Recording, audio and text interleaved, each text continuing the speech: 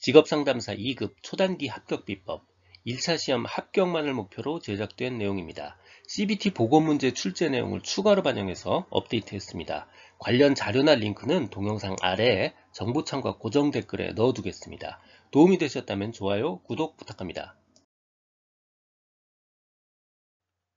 결국 신뢰도란 일관성입니다. 동일한 사람이 동일한 시험을 봤을 때 동일한 결과 혹은 유사한 결과를 계속해서 반복해서 나타낸다라는 거예요. 동일 대상이 유사한 혹은 동일한 결과를 나올 수 있게 측정하는 능력, 이게 바로 일관성이고요.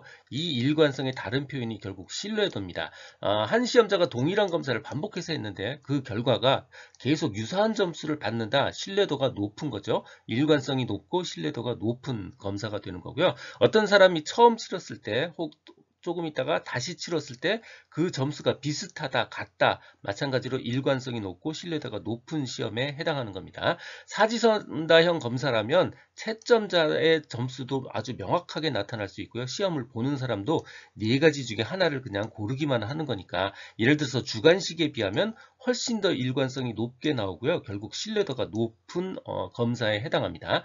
정답도 있고 표준화가 된 지능 검사는 그래서 가장 높은 신뢰도를 기대할 수 있는 검사입니다. 신뢰도와 신뢰도 계수입니다. 사실 이거 굳이 그렇게 엄격하게 구분하실 필요는 없을 수도 있어요. 신뢰도와 신뢰도 계수 모두 이 검사의 일관성을 보여주는 값입니다. 오직 차이점이 있다면 신뢰도는 0에서부터 1 사이의 값을 갖는 거고요. 신뢰도 계수는 마이너스 1에서 1 사이의 값을 갖는 겁니다. 그러니까 예를 들어서 모든 값을 다 정확하게 맞췄다 그러면 100% 맞는 거죠. 하나도 못 맞췄다 그러면 0% 맞는 겁니다. 그 얘기는 0이면 신뢰도가 0이고요. 100% 맞췄다 그러면 신뢰도가 1인 거예요. 그러니까 0에서 1 사이의 값을 갖는 거고요. 0% 0이면 신뢰도가 낮은 거고요. 100% 1이면 신뢰도가 높은 겁니다. 신뢰도 계수는 0에서 1이 아니고 마이너스 1에서 1 사이의 값을 가져요. 예를 들어서 OX 문제다. 그런데 이 OX 문제를 100% 거꾸로 대답했다 그러면 신뢰도 계수가 마이너스 1이 나오는 겁니다. 신뢰도 계수는 마이너스 1에서 1 사이니까 1보다 큰 값은 있을 수 없습니다. 그래서 신뢰도 계수가 1.2다 그러면 잘못된 거예요. 최대값이 1입니다. 신뢰도 계수 일관성 보여주는 값이고요. 그러니까 측정 오차가 크면 왔다 갔다 하면 신뢰도 계수 낮아집니다. 우연히 맞을 수 있는 문항이 많다. 그래도 신뢰도 계수 낮아지게 되고요. 점수 분포의 분산의 영향을 많이 받습니다. 점수 분포가 이렇게 막 많이 넓게 퍼져 있다 그러면 신뢰도 계수가 낮아진다는 의미입니다. 신뢰도 그리고 신뢰도 계수에 영향을 미치는 요인, 신뢰도 영향 요인입니다. 첫 번째는 개인차, 두 번째는 문항수, 세 번째는 문항 반응수, 네 번째는 신뢰도 추정 방법, 신뢰도 계산 방법입니다. 먼저 오답부터 살펴볼게요. 어떤 규준 집단을 사용했느냐? 이거 신뢰도에 영향 미치지 못합니다. 두 번째, 응답자의 숫자 몇 명이냐? 이것도 영향 못 미쳐요. 응답자의 수가 아니고 응답자의 개인차가 영향을 미칩니다. 개인차가 클수록 신뢰도가 높게 나타나는 거예요. 대표 오답이요. 개인차가 크면 신뢰도 계수가 작아진다. 이게 잘못된 오답입니다.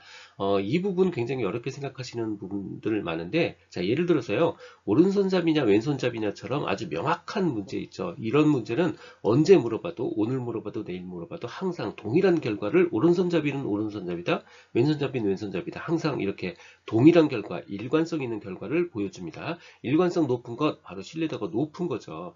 하지만 짜장이 좋으냐 짬뽕이 좋느냐처럼 되게 애매한 것들, 개인차가 작은 것들, 어떤 날은 짜장은 49% 좋아하고 짬뽕은 51% 좋아했다, 이렇게 개인차가 크지 않은 종목들을 물어보면 어떤 날은 짜장이 좋았다, 어떤 날은 짬뽕이 좋았다, 이렇게 왔다 갔다 해요. 이렇게 왔다 갔다 하면 당연히 신뢰도가 떨어지게 되는 거죠. 그래서 개인차가 클수록 신뢰도는 높게 나타나는 겁니다. 두 번째, 문항수요. 문항수가 많을수록 당연히 신뢰도는 높게 나타납니다. 자, 예를 들어서 10개를 가지고 성격 검사를 하는 것보다는 20문항을 가지고 성격 검사를 하는 게 신뢰도가 당연히 더 높아져요. 하지만 10문제에서 20문제가 아니라 10문제에서 100문제로 했다고 해서 신뢰도가 10배 늘어나지는 않습니다. 문항수를 무한히 늘린다고 해서 신뢰도가 계속 커지는 거 아니에요. 문항수에 정비례하지는 않습니다. 올라가기는 올라가지만 정비례하지는 않습니다. 있습니다. 세 번째는 문항 반응수요. 선택지가 2개냐, 3개냐, 4개냐에 따라서 당연히 신뢰도 계수에 영향을 주게 되고요. 신뢰도 추정 방법, 신뢰도 계산 방법이요. 동일한 검사를 하더라도 추정 방법, 계산 방법에 따라서 신뢰도가 다르게 나타나게 됩니다. 듣고 계신 강의는 직업상담사 2급 초단기 합격 비법의 핵심 이론 파트입니다. 교재는 2002년부터 지금까지 20여 년간의 모든 문제를 분석해서 2200여 개의 필요한 모든 문제를 주제별로 모았습니다. 이론서와 문제집을 한 권으로 완성한 문제 기반 학습지입니다. 이 한 권만으로도 완벽한 수험 준비가 될 수 있도록 했습니다. 동영상 아래 댓글에 구매 링크를 넣어드렸습니다. 신뢰도의 채점자가 일으키는 문제, 그리고 수검자가 일으키는 문제입니다. 채점자의 심리효과, 수검자의 요인이요. 채점자가 일으키는 신뢰도 문제. 첫 번째, 후광 효과입니다. 수검자에 대한 채점자의 어떤 인상이 평정, 즉 점수 평가에 영향을 미치는 거예요.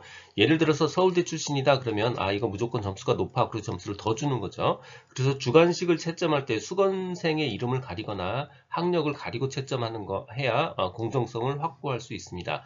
관용의 오류요. 채점자가 일반적으로 점수를 조금 더 주는 경향이 있어요. 조금 낮게 주면 뭔가 좀 미안해서 조금 더 주는 경향, 바로 관용의 오류고요. 중앙 집중 경향이요. 채점자가 높은 점수나 낮은 점수는 좀 피하고요. 잘 모르겠으면 무조건 중간 점수를 주는 경향이 있어요. 이게 바로 중앙 집중 경향의 오류입니다.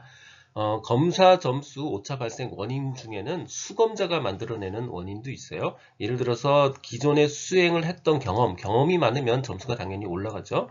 불안감은 점수를 낮출 수 있고요. 수검 당일의 어떤 생리적인 조건들, 이런 것들은 검사 점수의 오차를 발생시킵니다. 수행 능력은요, 이건 측정하고자 하는 대상이에요. 이거에 따라서 점수가 벌어지는 것, 이거는 정말 당연한 이야기입니다. 오차 발생의 원인이 될 수 없습니다. 문항의 난이도입니다. 전체 응답자 중 특정 문항을 맞힌 사람들의 비율이에요. 난이도라고 하니까 꼭 틀린 사람을 써야 될 것 같아요. 근데 그게 아니에요. 틀린 사람이 아니고 맞힌 사람입니다. 구하는 공식 P는요. 총 사례수분의 맞힌 정답을 한 숫자 R입니다. 그리고 퍼센트로 나타내기 위해서 100을 곱합니다. 퍼센트니까 0%부터 100% 사이죠. 그러니까 숫자로 따지면 0에서 1 사이의 범위를 가지고 있습니다. 난이도는 맞춘 사람들의 비율이에요. 그래서 퍼센트니까 0에서 1 사이, 0에서 100% 사이의 값을 갖습니다. 맞춘 개수니까 0이면 숫자가 작으면 어려운 문항이고요. 100%면 아주 쉬운 문항을 말합니다. 아까 말한 것처럼 난이도라는 이름 때문에 틀리기 쉬워요. 난이도 지수가 높을수록 어렵다 아닙니다. 난이도 지수는 높을수록 쉬운 문제입니다. 난이도가 0.5일 때 검사의 분산도가 최대가 되죠. 그 다음에 어려울수록 검사의 변량이 낮아져서 검사의 신뢰도가 낮아지고요. 너무 어렵거나 너무 쉬워도 마찬가지로 변별력이 낮아집니다. 이 이야기는 우리 학력고사에서 매해 어렵다 쉽다, 변별력이 높다 낮다 할 때 계속 반복되는 그런 이야기죠.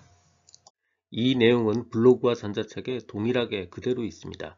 도움이 되셨다면 좋아요, 구독 부탁드립니다. 지금까지 라디캠지기 꾸벅이 박종규였습니다. 감사합니다.